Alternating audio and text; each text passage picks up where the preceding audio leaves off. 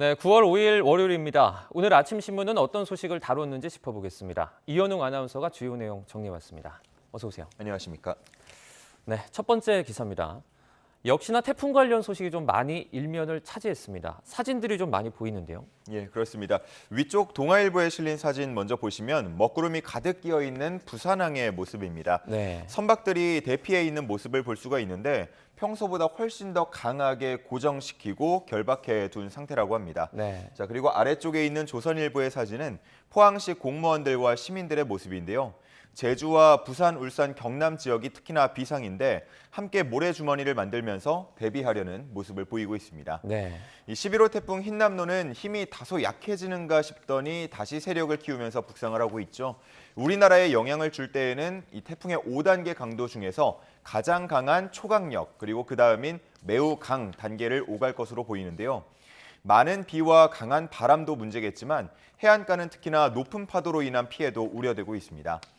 부산 해운대구의 경우에는 지역 주민들에게 오늘 오후 6시를 기점으로 대피 권고를 내렸다고 합니다. 네. 정말 만반의 준비를 하고 있는 모습인데요. 부디 피해 소식이 없기를 바랍니다. 네. 다음 기사 보겠습니다. 이번에도 태풍 관련된 내용인 것 같은데요. 먼저 사진들이 눈에 띕니다. 빗물바지들의 모습인데요. 조금 문제가 좀 있어 보입니다. 네, 그렇습니다.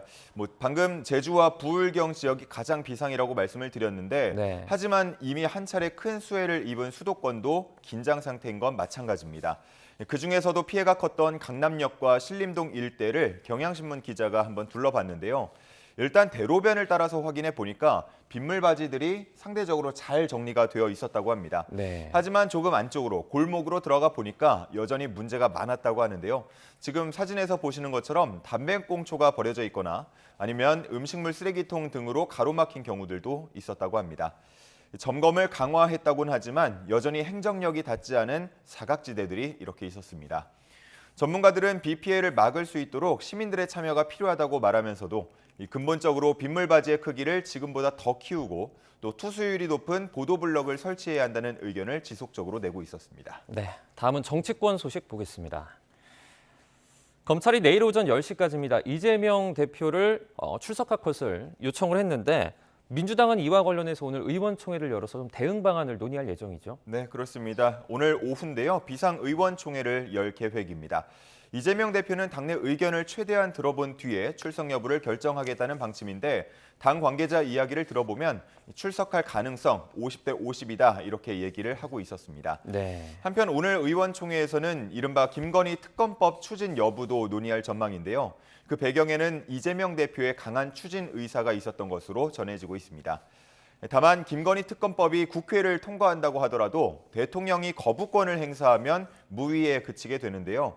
민주당도 이를 모를 리는 없겠죠. 네. 자, 그렇기 때문에 일각에서는 실제로 특검 도입보다도 추진 과정에서 검경에 대한 비판 여론을 이끌어내는 게 진짜 의도가 아니냐라는 해석들이 나오고 있습니다.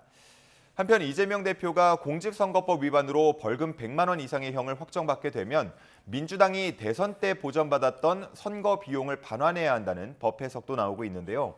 434억 정도를 뱉어내야 한다라는 건데 이 기사에서는 300억 원 정도로 추정이 되는 민주당 당사를 팔더라도 부족한 수준이라고 했고요. 이 돈을 제대로 내지 못하면 2024년 총선 때 선거 지원금을 차압당할 수 있다고도 봤습니다. 네. 또 이재명 대표 개인으로 보더라도 5년 동안 공직선거 출마 자격이 박탈될 수도 있다는 점 함께 담고 있었습니다.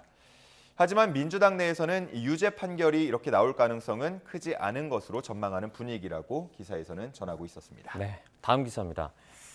최근에 수소차 관련해서 충전 대란 소식이 계속해서 좀 들려오고 있는 것 같습니다. 근데 상황이 심각하다고요. 네, 그렇습니다. 지난 7월 기준 국내 수소차가 한 2만 4천여 대 정도 된다고 하는데 네. 1년 전과 비교해서는 9천 대 정도 늘어난 수치라고 합니다. 이렇게 수소차 빠르게 늘어나고 있지만 그에 대한 인프라는 제대로 갖춰지지 못하고 있는 모습인데요. 일단 수소 충전을 하기가 상당히 어렵다고 합니다. 네. 충전소가 몇 군데 안 되기 때문인데 한 번 충전을 하기 위해서는 한두 시간 기다리기가 일수라고 하고요. 그마저도 원하는 만큼 모두 충전하기는 어렵다고 합니다. 보통 가득 충전하는 양이 6kg 정도 된다고 하는데 일반적으로 3kg 정도로 제한을 해둔 경우가 많다고 하고요. 또 어떤 곳은 1kg만 가능하도록 제한해놨다고 합니다. 네. 이런 대란의 원인은 수소를 생산하는 석유화학 공장의 가동률이 낮아지면서 공급이 줄어든 영향이 가장 컸다고 했고요. 운전자들은 충전 스트레스가 워낙 심해지니까 이걸 중고로라도 한번 팔아보자라는 분위기인데 그마저도 걸림돌이 있다고 합니다. 수소차를 구매할 때 국가와 지방정부에서 보조금을 받게 되는데요. 이 보조금을 받은 지역 내에서 판매하는 게 아니라 다른 시도로 팔게 되면 최대 1,300만 원의 지원 금액을 돌려내야 한다고 합니다. 네. 이러지도 저러지도 못하는 상황인데요. 정부는 수급 상황 점검 회의를 열어서 관련 상황을 점검하고 있다고 하고요. 또 한국가스공사 관계자는 여수와 평택 또 삼척에 새 수소 생산 기지가 돌아가게 되면 이런 수급 여건 조금 더 개선될 것으로 기대하고 있었습니다. 네, 다음 기사입니다. 가운데 보시면 화려한 그림이 눈에 띕니다. 근데 이게 사람이 그린 게 아니라 인공지능 AI가 그린 그림이라고요. 네, 그렇습니다. 문장을 입력하면 그에 대한 그림을 그려주는 AI 프로그램을 이용해서 그려낸 작품인데요. 네. 미국에서 열린 미술 공모전에 출품이 돼서 1등을 차지했습니다. 그러자 이 소식을 들은 사람들의 반응이 극명하게 나뉘고 있는데요. 비판하는 입장에서는 로봇이 올림픽에 출전한 격이다.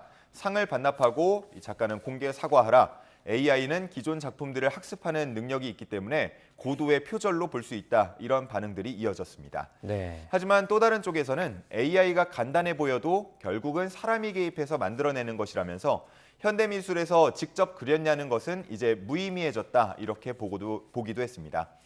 AI로 만든 작품을 출품한 게임 디자이너 제임슨 앨런은 이번 논쟁을 기쁘다고 표현을 하면서 AI가 강력한 도구라는 걸 인정해야 한다는 입장을 밝혔습니다. 네. 또 AI가 그림을 그려내게 하기 위해서 80시간 넘는 시간이 걸렸다고 했는데요. 이 AI에 어떤 문장을 입력했는지에 대해서는 공개를 거부했다고 합니다. 네. 마지막 기사입니다. 네, 우리나라 젊은 사람들이 이 대장암에 걸릴 확률이 세계 1위라는 분석 결과가 나왔어요. 네, 그렇습니다. 최근에 발표된 한 연구 결과를 보면요. 우리나라 20대에서 40대 대장암 발생률이 세계 최고 수준이라고 합니다. 네. 이전에도 한국인의 대장암 발생률이 높다라는 결과는 여러 나온 바 있는데요. 젊은 세대를 따로 분석해서 순위를 매긴 건 이번이 처음이라고 합니다. 우리나라 20세부터 49세 대장암 발생률은 인구 10만 명당 12.9명이었고요. 연평균 증가율도 4.2%로 역시나 세계에서 가장 높았다고 합니다. 이렇게 젊은 세대 대장암이 빠르게 늘어나는 이유로는 서구화된 식습관, 또 비만율 증가, 경각심 부족에 따른 초진 지연 등이 꼽히고 있었습니다. 전문가들은 50세 이하라고 하더라도 혈변이나 빈혈, 복통 등의 증상이 지속적으로 나타나면 대장암 검사를 받아야 하고 가족력이 있다면 45세 이전에 대장 내시경 검사를 받아야 한다고 조언하고 있었습니다. 네, 알겠습니다. 오늘 굿모닝 브리핑은 여기까지 듣겠습니다. 고맙습니다. 감사합니다.